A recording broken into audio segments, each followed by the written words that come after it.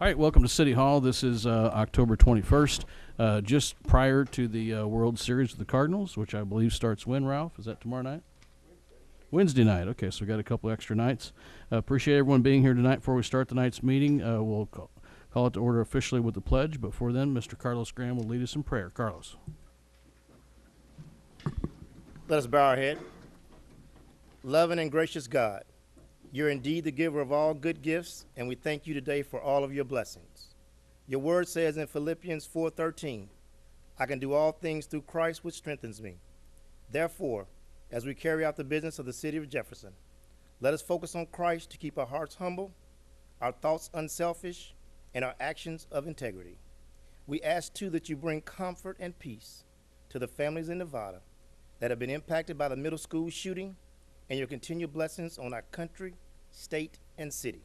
In Jesus' name we pray. Amen.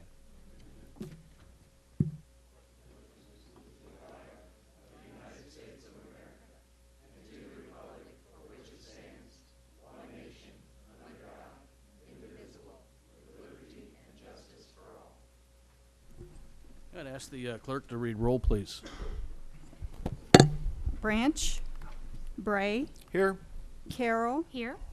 Graham, Here. Henry, Here. Hussey, Here. Mahalovich, Here. Prather, Here. Schulte, Here. Scrivener. Here. And we have a quorum. Next, we have under miscellaneous items, council member presentation of donations. Ms. Carroll, I believe you're going to do the Freedom Corner and also the animal shelter. Thank you. The City Council has graciously agreed to make contributions towards two projects. We don't often do this, but both of these projects are city-oriented. The first one is Freedom's Corner, which is the park that would be located where the old Warwick Village, which is now called the Village, is going to be located. And they are selling brick pavers, and the council purchased one. Each paver is $100, which is also the case with the animal shelter, which we're purchasing a brick for them as well.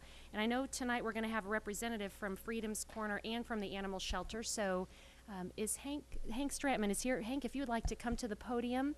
And Hank, I wanted to present you our brick, and all 10 of the councilmen have donated. We each donated $10. In addition, the mayor donated. So instead of 100, we'll give you 110. Oh, great. We all donated, and our brick will say City of Jefferson, City Council 2013-2014. So super. Thank you very much. And if you want to let people know how they can donate in case anyone at home would like to contribute. Okay, first off, thank you very much, council members, for contributing to this very, in my case, a very noble cause.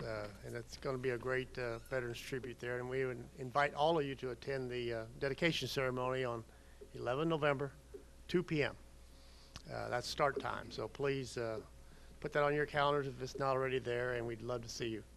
And we've got Lincoln University ROTC cadets involved with the Honor Guard. I'm working hard to get the band there from LU to play some patriotic music, the Patriot Riders, and there's a whole lot of, we really want to make this a special event. It'll probably be a one-time event, but it's going to be special, so I encourage you to attend. A little progress report if I can take 2 more minutes.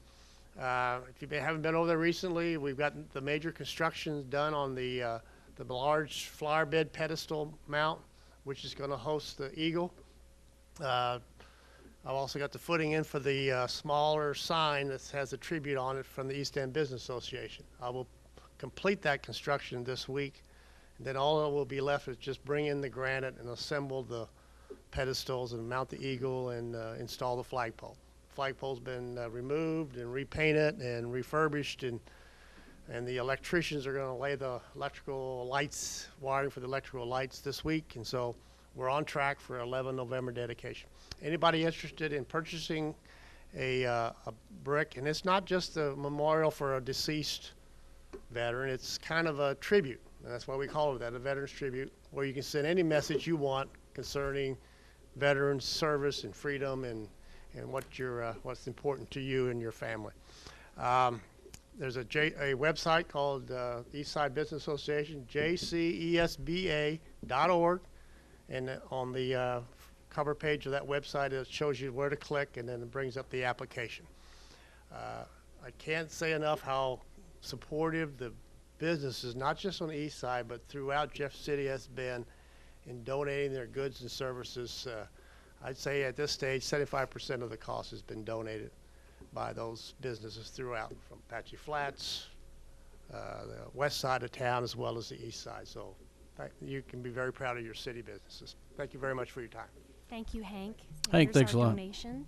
Thank you, and good luck with the rest of the project. And we'll be there November 11th at 2 p.m. for your dedication. And the next brick is the animal shelter brick, and I believe we have a couple representatives here from the shelter. Jennifer Turgeon, thank you. And again, all 10 of us, including 11, including the mayor, have donated to the brick, and I have the money here, and I'll email you electronically the brick information because you sent me that by email. So if you want to Wonderful. let people know the progress of that. All right. Well, after the animal shelter was constructed, the Friends group put a memorial garden next to the shelter. We've got a very nice little raised area where a lot of people have already purchased the bricks. People are doing memorials for pets or family names or business names. I mean, it's really whatever you want on the brick.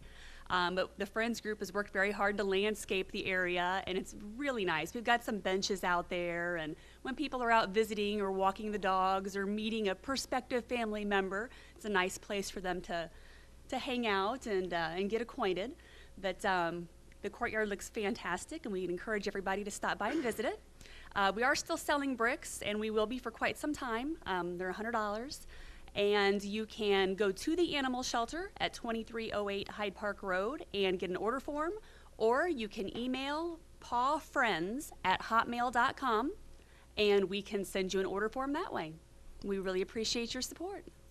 Thank you, Jennifer. Here's the donation. And I think either of these bricks would be a fantastic Christmas present for people to give their families and to honor a pet or a family member or any, like Hank had some good ideas as well. So I hope people would consider that. And in addition, I appreciate the council being a good example. Maybe we can encourage some people in their workplace, if they can just find 10 people to get together and each give $10, they can donate a brick pretty easily for their company. So thank you to both of those worthy organizations. Jennifer, Thanks. thanks. I think you have a buddy back there in the back too, Miss Fisher. Jackie, thank you. All right, moving forward, and Carrie, thank you for spearheading that and getting money out of all of us. And I think if someone still owes you money, they probably know who they are, and No, they'll that's probably all. pay you. Everybody's paid up. All All right, hey, 10, good. everybody. Good Thank deal. you. All right. Moving on, Jefferson City's named most beautiful small city. Tell us more. Is Mr. Drew Hilpert. Drew. Yeah, thank you, Mayor. I just wanted to tell the council, as you all already know, but just kind of wanted to make it an announcement here publicly that Jefferson City has been named the most beautiful small town in America by Rand McNally. And Bill, do you have the video? Before you play it, though, a couple things that happened. I want to give some thanks here before we show the video. One is, I believe this was Laura Lewis's original idea, so she encouraged people to move, and so we should all give her a big thanks. And Stephanie Bell and John Landwehr, I think, worked on the essay that I think sealed the deal for us. And the CVB worked with some local folks on the video you're about to see, which is really fantastic. So we thought we'd take an opportunity to show it to you. Do we need to turn the lights down, or is Bill, it could you turn better down with the it? lights if you could? And I know if you ever need one where you could get a remote control for your lighting, but that's another day.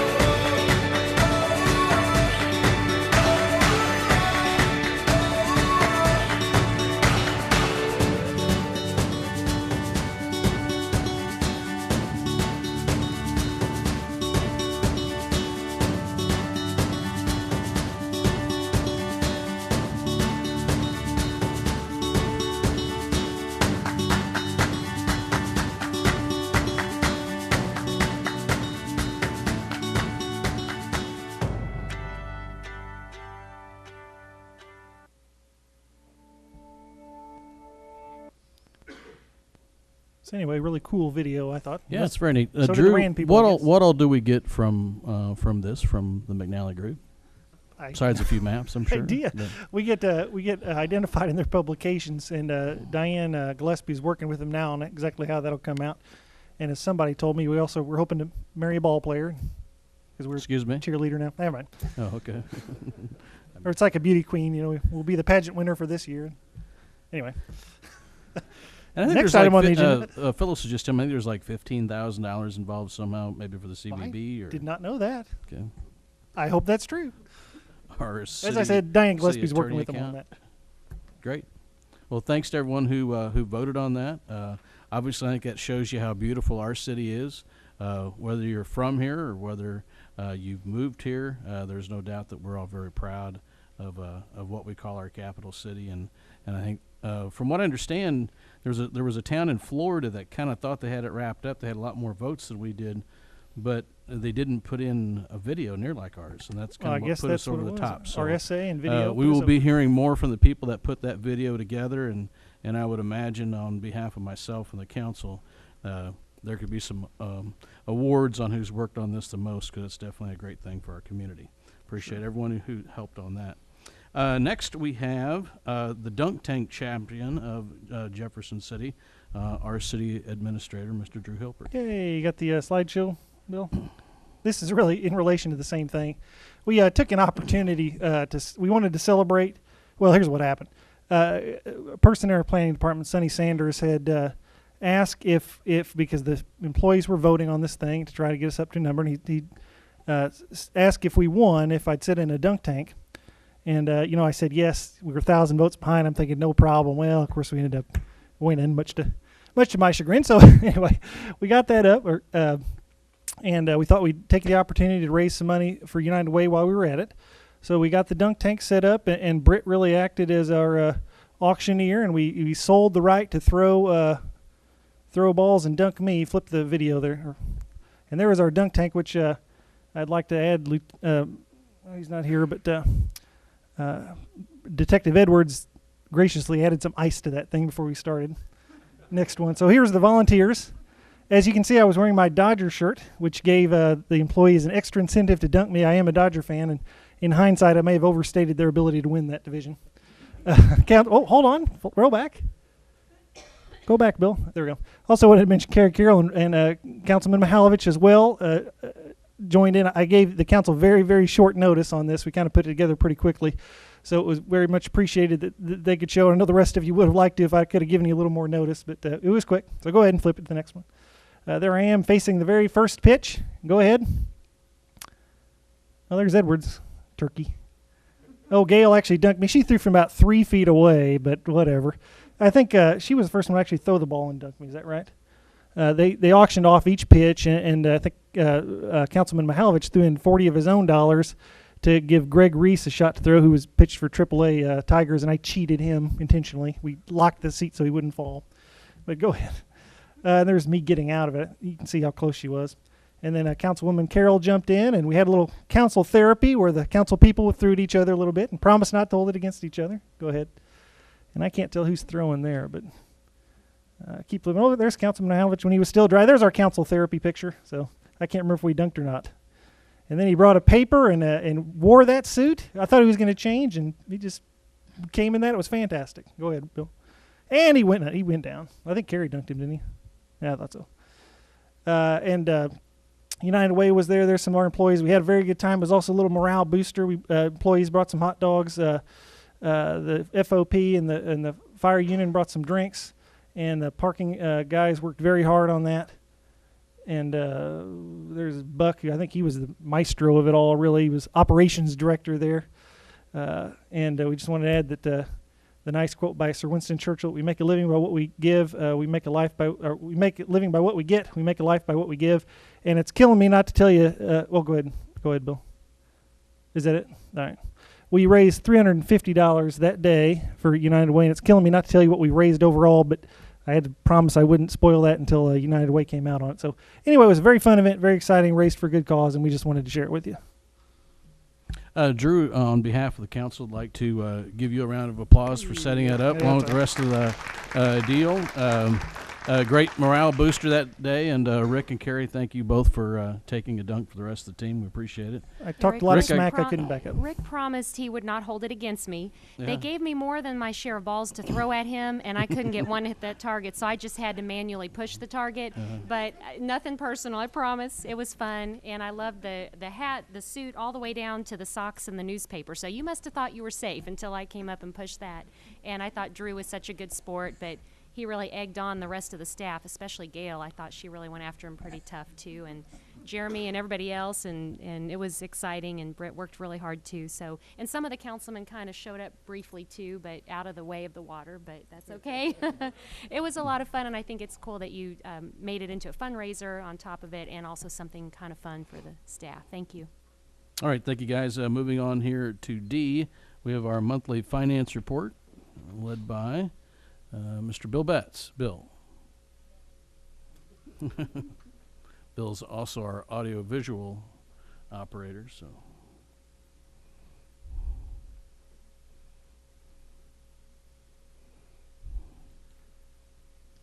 Welcome, Bill. I'm just going to do the annual monthly finance report for you.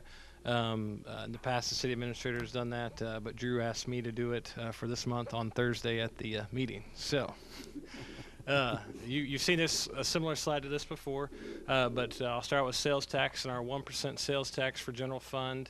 We're about 0.7% below projections for the year, which is about $55,000 behind for the year. We have 2 months of collections still left to go. If we stayed on the similar pace of the 0.7% of the projections for the year, we would end up roughly about $66,000 short in that budget. So we don't, you never know. Next month it could go up or it could go down. I mean, we don't know. But that's where we are, where we stand today on the 1% sales tax for the general fund. I added the half-cent sales tax. General fund, we have the half-cent capital improvement sales tax. Just to give you an idea of where we are for that one, we're 0.9% below projections there, which is about $34,000 behind for the year. As you know, the half cents we projected at 4.7 versus the 9.7 of the 1 cent that we get there. And I know some people will say, well, those two don't correlate, but there are certain things in the capital improvements that we can't charge sales tax on that we can in the regular 1%. So that's why they're not exactly 50% of one another, so that everybody understands that. Our fund balance, one of the reports that we also give each month is the fund balance report. We have not touched fund balance. The council hasn't approved any appropriations from fund balance, so we're still sitting at roughly $3.65 million in our unencumbered fund balance. So that's money that's not encumbered to do anything with, but sit there and for any time that we might need it to pay for certain types of things. I changed around the lodging tax slide that you've seen in the past. Just wanted to give a little bit of input. I know we've been talking a lot about the conference center and the $9 million that we need for the conference center. And the first part of that slide there is the bond sales. Right now, and this changes monthly. I mean, it changes daily, literally, depending on when you sell the bonds. But right now, talking to Piper Jaffray, Jack Dillingham is our representative from Piper Jaffray. But if we did a 22-year bond, and we based it on $575,000 per year is what we would contribute to that. That would bring in roughly $7.898 million there that you see on the slide. Currently, our lockbox balance is $1.32 million that we have there. So we have about $9.2 million currently available for this project. Our monthly average, just so you know, is about 48, and I'm going to share this with you because I want to show you that the 575 that we're using for that $7.8 million number is a fairly conservative number, but our monthly average is about $48,894 a month is what we bring in from that particular lodging tax, which is really a yearly average of $586. I ran some calculations for the last 12 months. We're actually averaging over $50,000 a month, or more like $600,000 a year. So I feel pretty comfortable with that number right now. There is a little bit of flex there if the bond market were to change and those types of things. So, and our lodging tax has been doing very well. If you look at the last 12 months versus the previous 12 months, we are ahead of schedule in all categories there. So that all looks pretty well. So happy to answer any questions about any of those things that you might have. Any questions for Bill? Bill, thank you very much. Great job, guy. Appreciate it and everything that your team does behind the scenes. Next, we have public hearings. First, we'll we'll have third reading of Bill 2013-86, please. An ordinance of the City of Jefferson, Missouri approving a special exception use permit for construction of a superstore big box retail development upon 15.19 acres of land addressed as 849 Stone Ridge Parkway, described as part of the northeast quarter of the southeast quarter of Section 10 and part of the northwest quarter of the southwest quarter of Section 11, Township 44 North, Range 12 West, Jefferson City, Cole County, Missouri. Janice McMillan, welcome. Thank you, Mayor. This bill is referred to you from the Planning and Zoning Commission. Planning and Zoning Commission considered 2 bills related to this request at their meeting in September. I want to orient you first of all to the location of this site. It's in Stone Ridge Village. Shown on the screen is Phase 2. You'll see Stadium Drive to your right, and this is Stone Ridge Parkway. I'm going to orient you because we're having a subdivision plat on the agenda as well. So the subdivision plat will actually approve the creation of the lot on which this development will occur. And the new lot will be at the end of Stone Ridge Parkway and at the intersection of Hard Rock Drive, which will be extended to meet at a cul-de-sac with Stone Ridge Parkway. Overall, look at this development. The blue area is where the site will be. Under our zoning code, a special exception use permit is required for what we call big box retail developments, and those uses exceed 100,000 square feet. The proposed use contains about 136,000 square feet. It includes a general retail building and also a gas station. This shows the general site layout with the parking areas and the building locations. Included in our code are requirements for community spaces, setbacks, specific types of landscaping, pedestrian circulation, loading areas, trash collection, building design, entryways, parking, and signage. I would like to report that the Planning and Zoning Commission did find that the use and plan is consistent with the purpose and intent of the zoning ordinance and the comprehensive plan, will not substantially injure the appropriate use of neighboring property, and will not overburden municipal services, cause traffic, parking, or environmental problems, or adversely affect the health, safety, and welfare of the community. As you know, Stone Ridge Village is intended for large-scale retail operations. The development plan will not overburden municipal services. There was a prior traffic study prepared in conjunction with the plat, and the traffic circulation system has been designed to meet traffic demands for the site. Planning and Zoning Commission also recommended 2 deviations from the standards of the zoning code, and those are elimination of the east buffer yard, which actually lies between this proposed building and the Menards building. The landscaping will be relocated to more visible areas around the site, and the number of parking spaces was reduced somewhat based on the specific parking demands by a Sam's Club, and the specific parking demands for this particular use indicates parking of 549 spaces. So that's what's been provided on this site. The site contains 19.28 acres, and it's zoned C2 General Commercial. I'm going to introduce Paul Sampson. He's one of the members of the consultant team who works for Central Missouri Professional Services, and he's going to go over the specific plan elements. Paul, welcome, sir. Thanks for coming out tonight. Thank you, Mr. Mayor and Council. Again, my name is Paul Sampson, and I'm with Central Missouri Professional Services. What I'd like to do is introduce the rest of the folks that are here interested in the project. First of all, I'd like to introduce Rob Kingsbury and Kirk Farmer. They are the owners of the property in which the development rests on.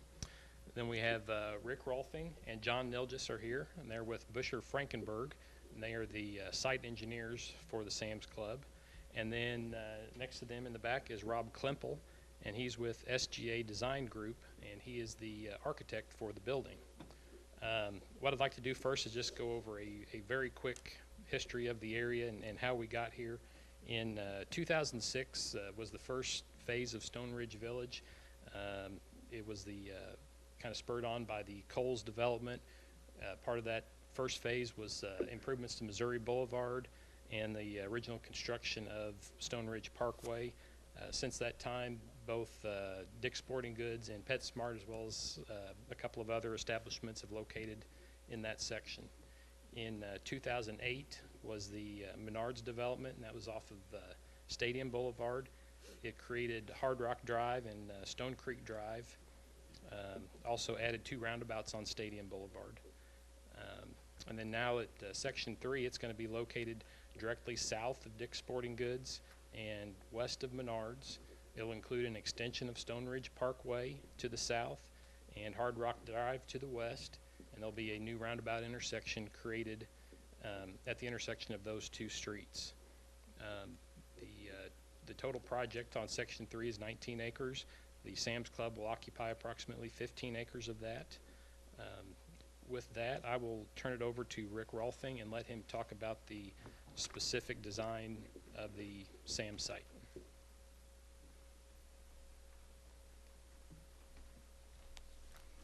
Thank you and good evening. As Paul mentioned, my name is Rick Rolfing. I'm an engineer with BFA out of Washington, Missouri. And we appreciate the opportunity to be here before you tonight. And Sam's Club also appreciates the opportunity to become part of your community. Quickly on the site plan, we've got 2 entrances that are proposed off of Stone Ridge Boulevard. That's on the west side of the plan before you. There's 2 entrances also proposed off of Hard Rock. And there's 1 cross access, if you will, to the Dick's Sporting Goods on the north side of the site. We anticipate that our truck traffic will be using the southeastern access, which is the right access off of Hard Rock Boulevard. They would go up the hill then behind the store, and if you look at the north side of the building, that dark area, that is the concrete for our truck deliveries. That's where the trucks would be delivering, and that's where the trash compactor is in the back there, and also a bale and pallet storage area is at the rear of the site. Pedestrian access off of the streets adjacent to the site. There is a pedestrian access off of both Hard Rock as well as Stone Ridge into the site. The traffic study they mentioned has been previously done. It was updated for this specific use, as well as the fueling station, which on this drawing, I'll point out the fueling station is on the very northwestern corner of the project development. Landscaping wise, we do meet all of the landscape ordinances set forth in your codes, with the exception of the landscaping on the right side or behind our store, which, as Ms. McMillan pointed out, it kind of abuts, if you are familiar with that property, the rear screen wall of the Menards property, and we felt that placing the landscaping there wouldn't be enjoyed or seen even, so that was moved around the site. In total, we're providing over about 216 trees, only 191 are required. An additional 36 shrubs and 52 perennials are also being provided, and landscaping will all be irrigated as well. Janice mentioned the parking variance for any Sam's Club, and it's not specific to your community. It's a nationwide thing, and it's not just Sam's Clubs, but we have found that a 4.0 ratio, or in this case 549 spaces, meets our demand for parking, and that is the exception that we're asking for that reduction in parking from your code. The 2 community spaces that are required by your codes due to the site being over, the building being over 100,000 square feet. We are meeting those requirements with front sidewalk planters, which is on the right side of the screen. That's kind of a blow up of the sidewalk on the west side of the building. The other item that we are adding are benches mixed in amongst those planter areas. And then the sidewalk that goes out to Stone Ridge will have benches along that route as well. Stormwater's all, the detention is off-site. I would add that this club is projected to add about, or bring about 150 to 175 employment opportunities, including management, full-time and part-time. And there would be about 75 per shift or so. And I can answer any questions you may have. Otherwise, I would introduce our architect, Rob Klempel. I just had a quick question. I had heard that there was going to be a transit stop here. Where is that? There is a bus stop located. It's a great question, Mayor. The two entrances off of Stone Ridge, if you can see those, it would be in between those. There's a slight indentation there. Thank you. Right, yeah, it's right there. And then there will be a sidewalk from that location to the storefront. Okay. Any other questions by council this time? Okay. Oh, I'm sorry. Go ahead, Rick. Who's the designer of the roundabout? That would be CMPS, that would be Paul. Okay. I have a question about that. Okay. Paul, go ahead. Okay. I'd heard that Union, the city of Union, put in a roundabout and they had trouble with 18-wheelers, and they kind of came back to the design software that they used. I'm just wanted to clarify that this, I would anticipate you'd see a lot of big trucks making left turns going south. So could you address that? Yeah, I will. First of all, the city of Jefferson we're starting to get more experience with roundabouts. I think we've got 5 or 6 in the community now, and every time we do one, we learn a little bit more. In this situation, I don't see that trucks will be an issue because this will actually be a partial 2-lane roundabout, because Stone Ridge Parkway is 2 lanes north, 2 lanes south, with a 16-foot wide divided median. So it's a very wide cross section.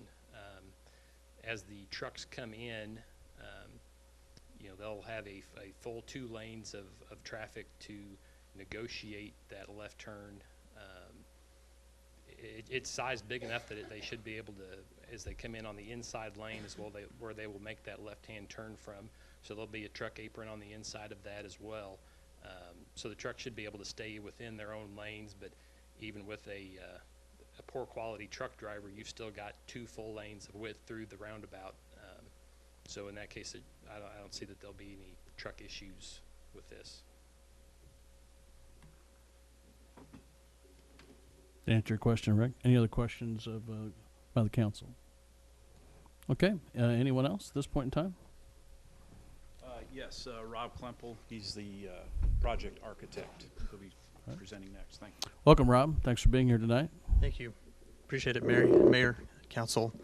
I don't want to take too much time, but I just wanted to express our gratitude and the willingness of the staff to work with us. We've worked with them on several occasions over the past several months, and I'm really pleased with the process, and I believe the outcome of the total design, not only with the site, but the architecture as well. I believe everything that you've probably seen in the packet and some of the exhibits tonight, as well as out in the lobby, the culmination of a lot of work that really, I believe, are compatible and consistent with what this development is all about. A sense of simplicity but elegance. It's not just your out-of-the-box kind of building. It fits into the context there. The layering of the landscaping, the grading, and the architecture, I think, all comes together as it complements each other, and so we're really pleased with that. I just wanted to kind of orient you to a few things to the site in case there were any questions with the site. The entry for the Sam's Club is not on what would be considered the front or the side. It's actually at the corner. And so there's a mitered section on that corner there, as you see, looking at the southwest portion of the building. The automotive component is actually facing the south. The front, quote unquote, part of the building is actually facing the west.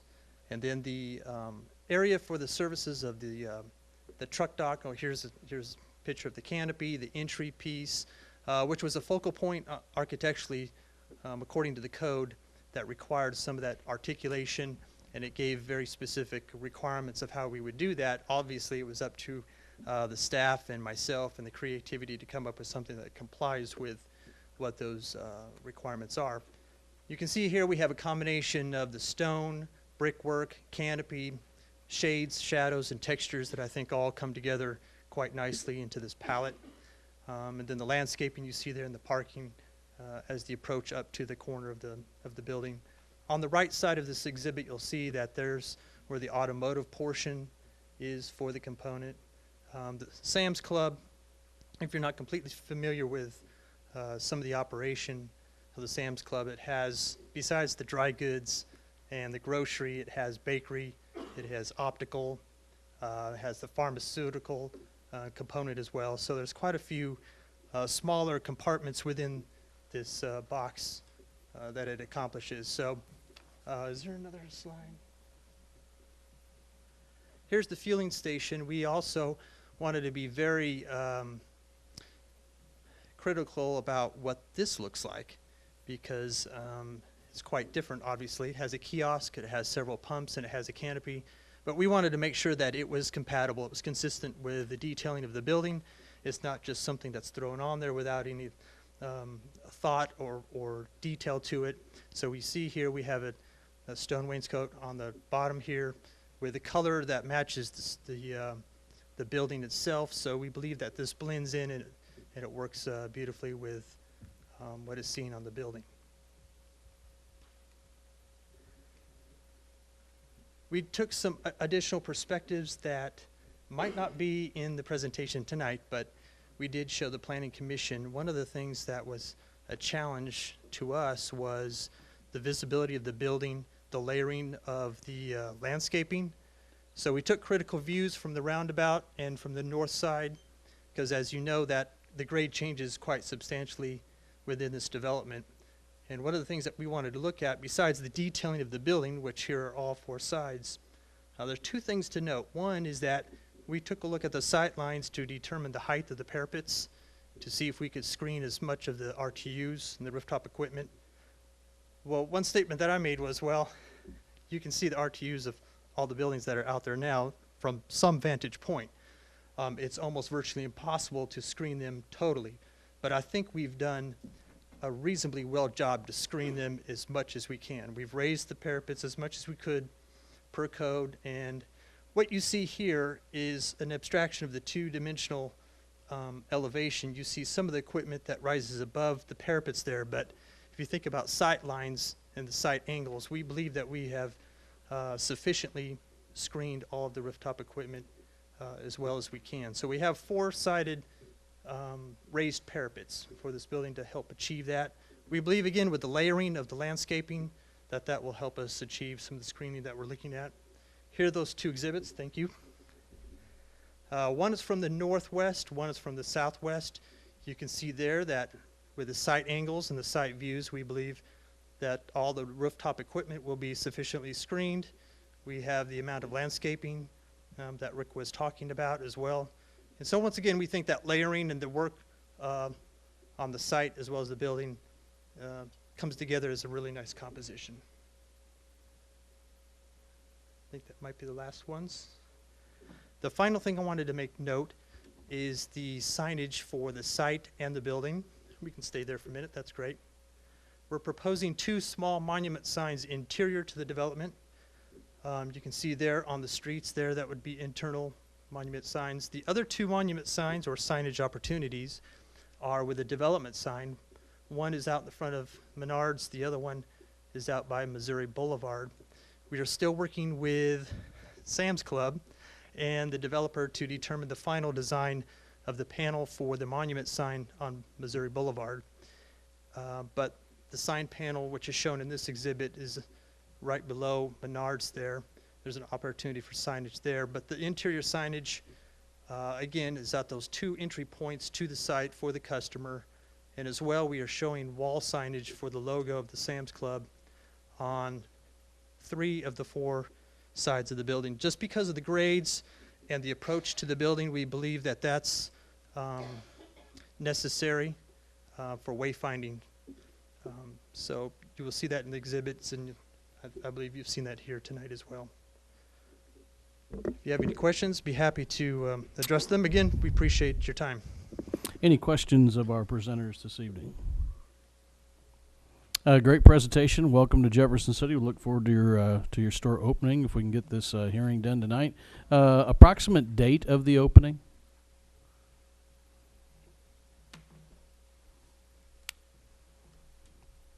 I think we talked about whether we would make Christmas of 2014. That's probably not realistic. The out to bid date, correct me if I'm wrong, is April 15th.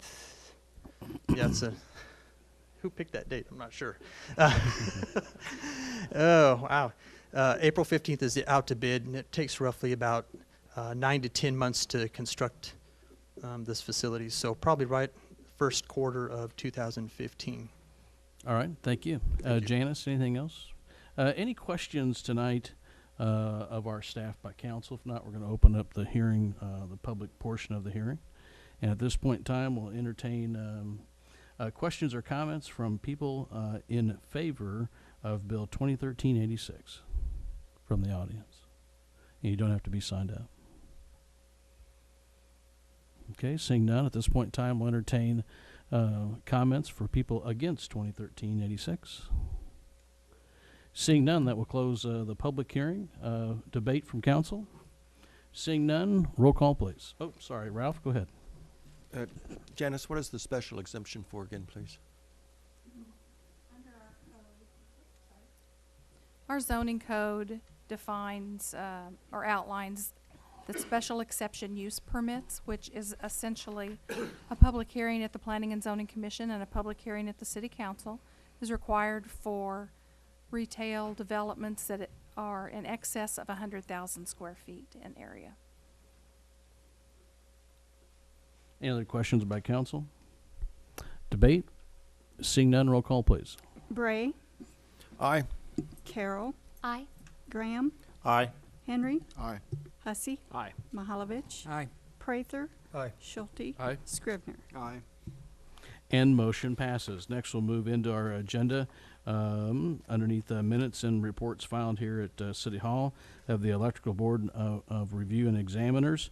So we have the Housing Authority Board of Directors, Animal Control Section Monthly Report for September, and also Campo Technical Committee and Historic Preservation Commission. If you would like to be a part of one of our boards or commissions, you can contact Gail Strope, our HR director, or visit our website at jeffcitymo.org. Next, we'll move into number 6, committee reports. First is the Admin Committee, chaired by Councilwoman Carrie Carroll. Carrie. Thank you. Administration Committee met October 2nd. We discussed a correction to the downtown residential parking zone fee. Drew gave us Chapter 2 revisions, and the residency requirement for Public Works Director was on the agenda, but we decided rather than look at that as a committee, we would look at that as an entire council, perhaps at a work session.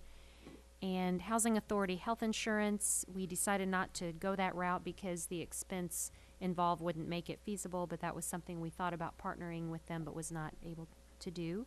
Our next meeting will be Wednesday, November 6th at 8 a.m. across the hall. Thanks. Carrie, thank you. Next, we'll move into the Finance Committee, chaired by Sean Schulte. Sean. Thank you, Mayor. Our next Finance Committee meeting is tomorrow morning, Tuesday, October 22nd, 7:30 a.m. across the hall. Thank you. All right, thank you, Sean. Next, Public Safety, Rick Prather. We have not had a meeting since the last council meeting, and I believe the correct time for the new council meeting is October 31st. Is that correct? It'll be across the hall after the Brown Bagel. Okay, Public Works and Planning, Mr. Bob Scrivener. Thank you, Mr. Mayor. Our Next Public Works and Planning Committee meeting will be October the 24th. That's this Thursday, 7:30 a.m. across the hall. Okay. Next, we have a couple of liaison reports. First, Cultural Arts, Mr. Rick Mihalovich. Thank you, Mayor. The Cultural Arts Commission will meet this Wednesday, October 23rd at 4 o'clock across the hall. We'll continue discussions on the public art promotion, downtown banners, call to artists for an art project, and a school bus project, downtown sculpture park, and roundabout statue to go on stadium. Okay. Anything else, Rick? That'd be all. Rick, thank you. Next, we have our City Administrator Search Committee that being chaired by Mr. Bob Scrivener. Bob. Thank you, Mr. Mayor. We had a organizational committee meeting last Friday, and we went over our calendar, set our calendar for the search. The deadline for applications will be November the 15th. The committee will be meeting in the first couple of weeks of December to review those applicants and do telephone interviews and final interviews, or face-to-face interviews, I guess I should say. And everything seems to be progressing. So, thank you. All right, Bob, thank you, and especially thanks for chairing that. Definitely appreciate it. I know the other council members do too. Moving on next, nothing under number 7 tonight. Presentations from staff, consultant, and invited guest. We have Mr. Chief Schrader. Chief, welcome. Thank you, Mr. Mayor. I was asked to provide an update regarding the damage that occurred to 2 of our outdoor warning sirens. As the council may recall, several years ago, the police department was tasked with ensuring that we installed a new outdoor warning system within the city. This, in the end, resulted in the erection or use of 14 poles with the attached sirens at a cost of about $350,000. Funding was provided in sales tax E. The culmination of that project, which was headed by Captain Bob Sonova, occurred in September of 2012 with a ribbon cutting. And 12 months later, we conducted an annual test of those sirens on September 5th. It's the first Thursday of each month. Subsequent to that, we conducted that same annual test on October 3rd. On October 3rd, we discovered that 2 sirens did not sound. We believe that the damage occurred during a storm on September 8th, or 3 days after the September test. We then contacted Steve Searlock, who was our rep with whom we worked with Outdoor Warning Consulting to install all those sirens and poles. And he gave us a preliminary report 7 days later on October 3rd. He speculated that lightning was the cause of the damage. The 2 poles affected were the one on Militia Drive on the east side, and then one at the new fire station on Highway 179 on the west side. On October 18th, Mr. Searlock submitted a written report and cost estimate. I didn't receive it until today, the 21st. The specific cost that's estimated by the company is for the Militia Drive siren is $22,594, and for the siren at the new fire station 3 is $21,732. That is a total cost of $44,326. The city has an insurance policy with a $10,000 deductible. Our law department is working with the adjuster with Crawford Company. They have yet, the insurance company has yet to determine whether they will accept that damage as 1 claim or 2 claims. The obvious difference is, will the city have to pay $10,000 or $20,000 of that $44,326 in damages? So we're kind of in a holding pattern now. They estimate that they would be able to get the parts here in 2 to 4 weeks, and then hopefully immediately begin the installation. Now, the cost of those sirens is almost identical to the repair, so I don't know why they wouldn't have just totaled those 2 sirens, so that's another issue we'll have to take up with them. Do we just put in new sirens rather than hassle with putting all those parts back in those the box or boxes that comprise each siren? So that's kind of where we're at now. Mr. Serlock says in his entire career he's never seen this happen. I can't imagine how we managed to lose 2 sirens just exactly 12 months later to a thunderstorm. Of course, we're checking into the possibilities, and we know we have a grounding cable that is present on each siren, because Lieutenant Danf, who is the interim commander of retired Captain Sanova's division, went and inspected each tower. We really don't know what else could have been done, but we're continuing to consult with Steve and the company to see if there's anything else we can do so that we don't live with that apprehension that is this going to happen again and again. It's very odd. Right now, the only thing we think it's coincidental, but that's where we're at. Chief, do you know by chance, I'm sorry, you said the date was the 8th, September 8th, you think the storm hit? Yes, sir. Was there a lot of damage reported around town? Was that a particularly... No. Certainly nothing. A lot of lightning in that storm? Nothing unusual, no, sir. Okay. And Drew, I know you don't have a microphone back there, but I'd have to ask Drew. Under the city charter, you're authorized to spend up to $25,000. Is that correct? And I'm assuming in this case you could do that per siren and not in total? Presumably so, yeah. Okay. So you may not have to come back before this body to get this fixed. Well, we probably have to find the money though, so we maybe is the answer. Okay. If we need to do something immediately, I know your phone numbers. We'll call a special meeting. Okay, sounds good. Any other comments for Chief? Chief, appreciate that that report. Anything else on that matter?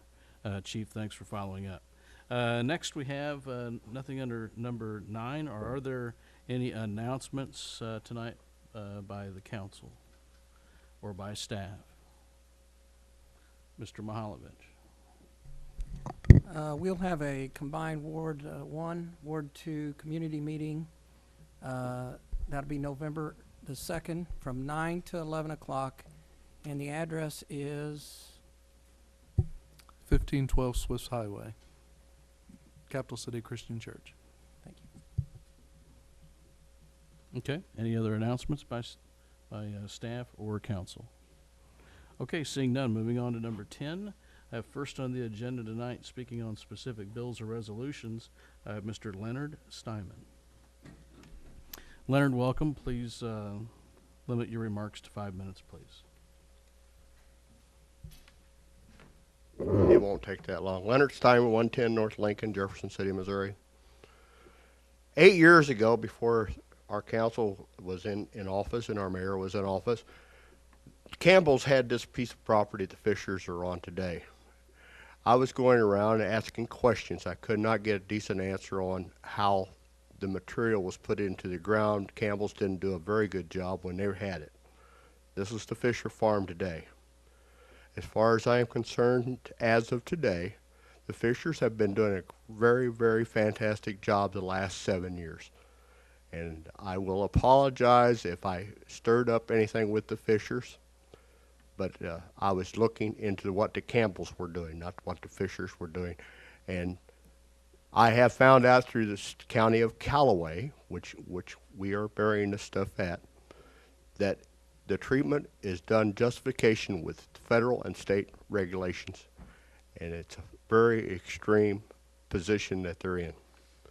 So I want you to understand, and I want the people of Jefferson to understand, that our human waste is washed and treated and done properly with the Fisher farm.